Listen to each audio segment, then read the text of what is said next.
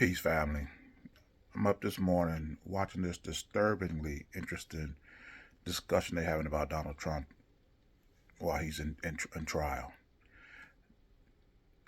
If you need any more proof that this is a two-tier system, well, a multi-tier system, you got the system for the whites, you got the system for the blacks, and you also have the system for the elite whites and then the regular, white people, the ones that's not racist. But watch this. But the question, he really pushed the button for me on this because the other side of this is how the system responds. It finds itself twisted in knots and pretzels and it's almost like putting bubble wrap around Donald Trump to protect him from what? He is no different than any other criminal defendant, period. He's supposed to be no different. No, right. And That was my girl Simone Sanders chiming in. When you go into a court of law, there's supposed to be no difference between the defendant and the prosecutor. But you see the court, like Michael Steele said, is doing gymnastics to try to protect Donald Trump, which is something that should not be. You shouldn't be close to even seeing anything like this. But this is obvious that this court is biased towards Donald Trump in a favorable way. But let's continue. Why is this system so contorted right now? And judges are, we have, judges trying to figure out, okay, do I slap him on the wrist or do I throw him in jail? Yeah. Well, what would you do if I were sitting there? Michael Steele, I believe you're an intelligent man. I really do. But you sitting up here seeming so disingenuous. You know exactly why this system is favoring Donald Trump. Because he's white. This is what happened when white institutions come into play when protecting the white interests of their people. Just like Taraji P. Henson, one of the most highly decorated actresses out there, she still complained after 20 years of loyal, dedicated service of being underpaid. Why? Because you are taking your black skin into white institutions. And we see, when you see the Brad Pitts, the Tom Hanks, all these other white celebrities, they don't cry about pay disparity. When you see the Donald Trumps coming into the court, they're not crying. Well, Donald Trump he's falsely crying. But you see the bias. You see how the system leans to protect him. And, when Michael Steele talking about, what would the court do if I did that? You wouldn't even get a chance to do not even a third of what Donald Trump has done. You know that, Michael Steele. Just, stop with this nonsense. But let's continue. Yeah. Well, what would you do if I were sitting there, if I were in that space? What would you do? And so why is this so hard, seemingly, for people to understand that they're getting punked by this guy? Yeah. He, according to him. Right. Right?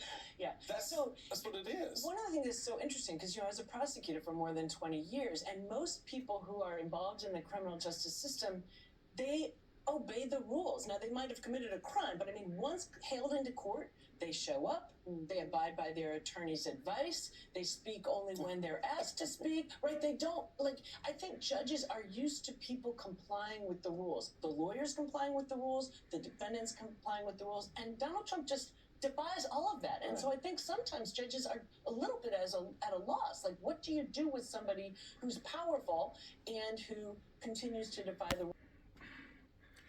You see, I don't give these people a break. I don't give them no slack whatsoever. What do you do when somebody come in there and defy the rules? You have a whole court system. This country is 247 years old. You have a standard of behavior that's expected when you step inside that courtroom. When a client come in there and defies those orders, you just apply the rules that you've been establishing over the 247 years of this country's existence. That's all you got to do. But when somebody's white and then it's an elite white person and they define the rules, now all of a sudden now you got to make new rules. But let's continue. Sometimes judges are a little bit at a loss. Like, what do you do with somebody who's powerful and who continues to defy the rules? And so you see them try. You see things like sanctions, like you saw Judge Engoron did. You see, get your client under control. But I do agree. I think they struggle to dispense. They want to dispense justice evenly, and they're trying to do it. And he just pushes back at it. It's powerful. You see, you heard it out this woman's own mouth. When you have a person that's coming to the courtroom that's powerful, that person should come, whoever it is. If this country is what it said it is, whether you white, rich, poor, black, you should come in that court naked, powerless. Whatever influence that you had outside the courtroom should not have no bearing on what you do or how you're treated inside the courtroom. And this woman just sat up here and said that, well, just admitted that they're doing exactly the opposite of that. But Simone Sanders, she about to, chime in. I couldn't. I'm gonna start watching this show. Even though Simone Sanders and Michael Steele, they need to have their own show. But let's continue. Want to dispense justice evenly, and they're trying to do it, and he just pushes back at it. It's powerful. Thank you. Okay, go there. He's not powerful. Well, he commands no military. He commands no government agencies. He's a private citizen. True. But you're talking about hard power when he has the soft power. Well, but here's the thing. Oh my God. These white people, they just do this automatically. Donald Trump is a former president. He don't control the military or anything like that. So he has no hard power. But then the other chick talking about something. But he had soft power. I never heard of soft power before. It's like I said, these people make this stuff up as they go along. And it is their natural instinct to defend their own. You don't get no more obvious than this. Like I said, this is why Michael Steele and Simone Sanders, she had their own show. This is ridiculous, but let's continue. Okay, go there. He's not powerful. Well, he commands no military. He commands no government agencies. He's a private citizen. True. But you're talking about hard power when he has the soft power. Well, but here's the thing. Mary, you spent so much time as a federal government prosecutor. I used to do juvenile justice work. And every time Donald Trump is in court, every time we talk about one of Donald Trump's legal things, I just think about the gross disproportionality that exists within the system. Let's just be very clear. Say it quiet for out loud. Barack Obama could never. That's right. He could never. So he also wouldn't. He wouldn't. Because he knows that he couldn't, though. Yeah. And he has respect for rule of law. That too, right? But first and foremost, they persecuted the man for a tan suit. Yeah. So I don't think they'd let him get away with criminality. This is a shame. I don't know how black people can continue along in this system when you see these people rewriting the script that constantly protect theirs and leave ours exposed. They're making this stuff up as they go along. But I want to commend Simone Sanders for mentioning the obvious, the elephant in the room, that Barack Obama could never. And then you hear the white woman in the background say, well, he wouldn't. That speaks directly to the nature of our people.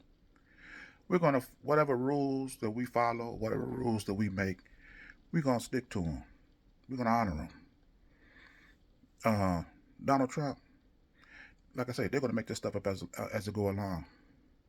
But the fact of the matter is this. Let me close this video out by saying this. Let's say Donald Trump was the president and Barack Obama was the former president.